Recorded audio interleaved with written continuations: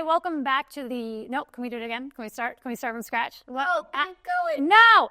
Welcome back to the Utah International Film Festival. This is my first interview. If you can't tell, I am doing wonderfully. I am here with Jackson, who's going to tell me all about his film. Please introduce yourself and your film. Yeah, I'm Jackson Hall, and my film is on the house. Used to be. Yeah, used to be. That's what I named it when I made it. And it's screening digitally at the Utah Film Festival. So, screening currently. Yes. What's it about? Was it genre? Yeah. So it's a crime thriller, and it's about a small-town bartender who takes a shady deal with a mobster who moves into the town to help pay for his wife's pregnancy and the birth of his daughter. Okay, so drama, or is that could be There's a lot of drama. Like real comedy? Yeah, or there's some comedy, but I would call it a. Yeah, exactly. It's very much a crime thriller. Wow, So, that's fun. Is it and it's a short?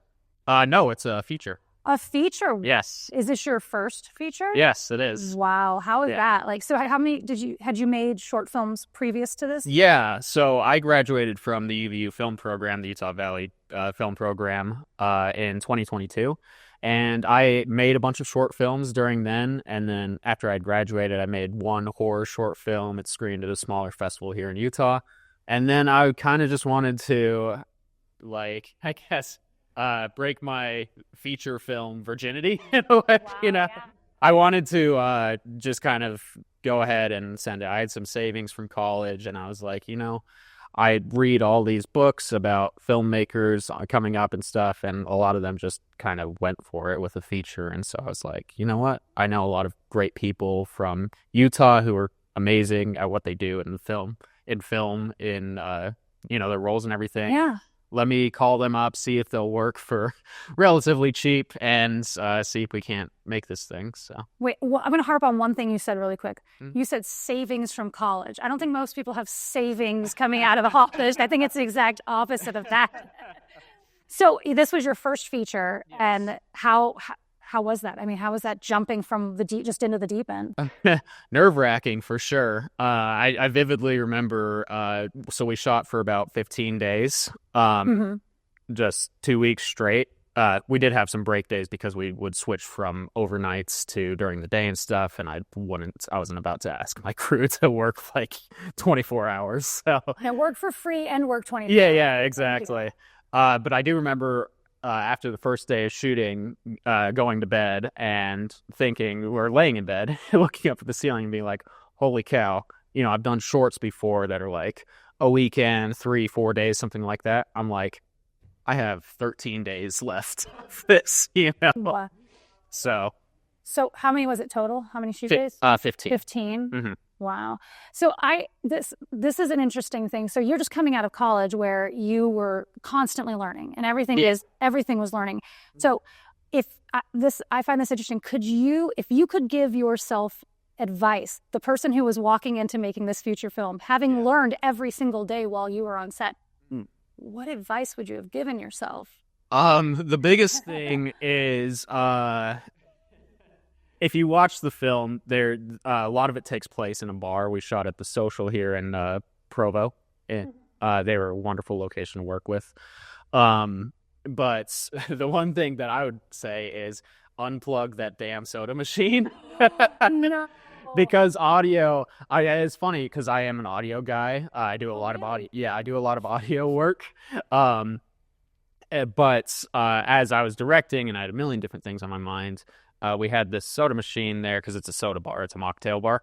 That was just whirring the entire time. But I don't know anything about soda, so I was like, can we unplug it? Are we going to ruin something, Right. So I was like, we'll be fine. And so I get into post, and I realize that we're very much not fine.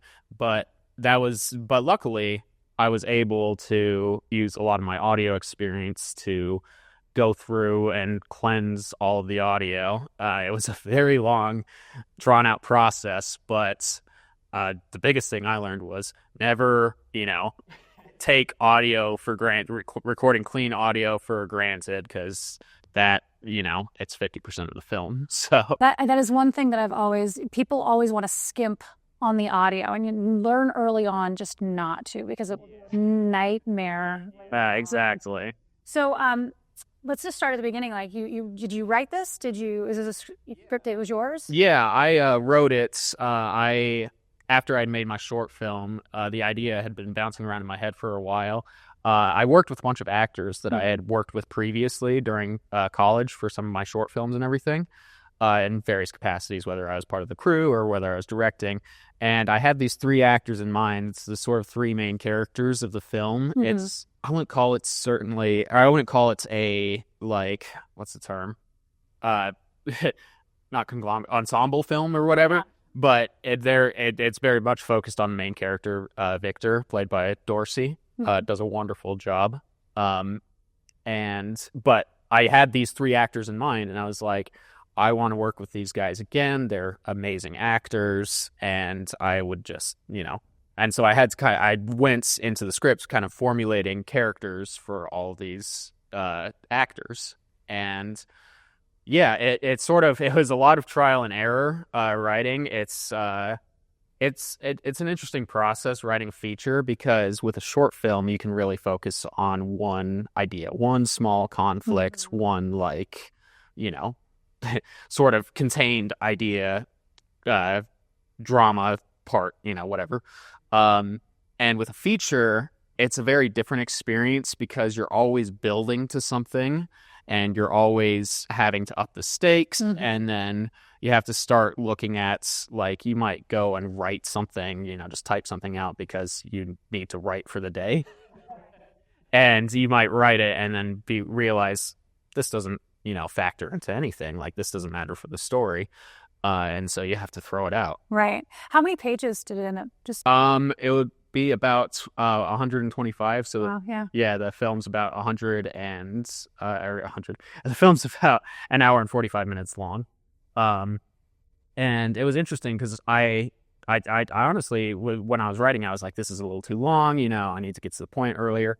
But so I cut and cut and cut, and I got to a point where I had a couple different things going on in the script where I was like, I can't really cut anything out more because then the story doesn't work.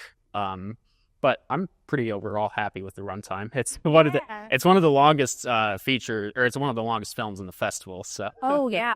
Well, so one of the things that I just wrote my first feature, and I ran into the same thing where you go back and you change one little thing, and then you don't realize that doesn't make sense later on. It's like when you're typing and you change one word, and then later on you realize that sentence doesn't make any sense now. Yeah. Did you run into any of that where you're like, oh, I put a plant here, but now this plant isn't?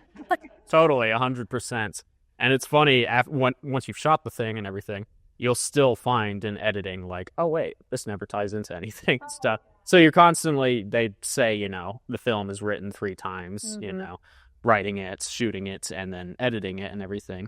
But in the writing process, there was a lot of times where I was like, okay, I need more conflict here. I need to up the stakes here and everything.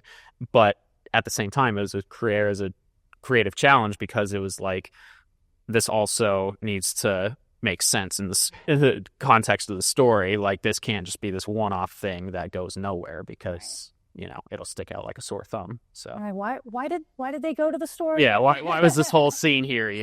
So you wrote it with these 3 actors in mind. Did they bring anything different than you weren't expecting? Like, once you got onto set and you had them there, did they change things dramatically, or was it pretty close to what you thought their dialogue was perfect for them? Or no, yes, they did bring a lot of new things that I really appreciated. One thing that I learned throughout directing things in college and also throughout the feature is a lot of the times actors can bring a lot of ideas to your film, and that's why with working with actors, you kind of want to just give them the character and then just answer any questions they have, because they're going to bring their own unique take on everything. And as a director, what I learned is that you sort of just have to be the person to say, no, that's not really what I'm going for. Yeah. But you need to welcome all these ideas. Like, I'll say, it wasn't one of the main 3 actors that I had in mind when I was writing it, but one of the actors, her character's name is Riley, played by Ji Won Moon. She does a wonderful job. Every other filmmaker that I've known that's worked with her, they're like, oh my God, she is just the most amazing, person, or most amazing person. And she just kills it every time, she's on screen and just steals the scene. There's a scene about, I'd say, halfway through the film. It's this intense scene. I won't spoil it too much. But her character it's a rough moment for her character, and she's in tears, and she has to deal with these very complex emotions with this relationship with her husband, Victor Dorsey.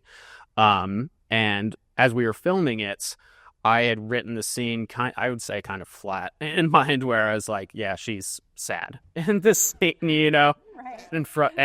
and conflicted. And as we were filming it, she brought this frustration to the scene, this frustration, and it wasn't necessarily with her husband in the film. It was just with herself. She had this frustration. She was like, I don't know why I'm feeling this way. And as I was watching, I was like, oh my God, that's genius. That's exactly what this That's what this needed. Yeah, exactly. Yeah. And so, just trusting her to take care of it. And it's funny, as amazing as she is, she's relatively new to film. And so when we were talking about, she had a ton of questions for me after we wrapped and everything. And I was like, honestly, trust your gut, go with your instincts, because almost always that's going to be the right thing to do as an actor, because that's what's going to elevate your performance to something that transcendent, I would say. Okay, so we're going to wrap it up here. What do you have coming up next? For my next thing, so we recently just shot another short film here in Orem. It's a coffee shop romance kind of short film thing. The coffee shop has a no flirting rule, and so obviously the most drop-dead gorgeous girl walks through the door, and now, of course, this poor worker is conflicted. And I do have another feature in the works. It's still in the third draft of the script, but I'm hoping to shoot that this year. Awesome. Well, congratulations on your first feature. Thank you. And good luck on your next one. Awesome. Thank you so much. Thank you for joining us. Come back. There's going to be tons of these. This was Jackson, and we will see you next time.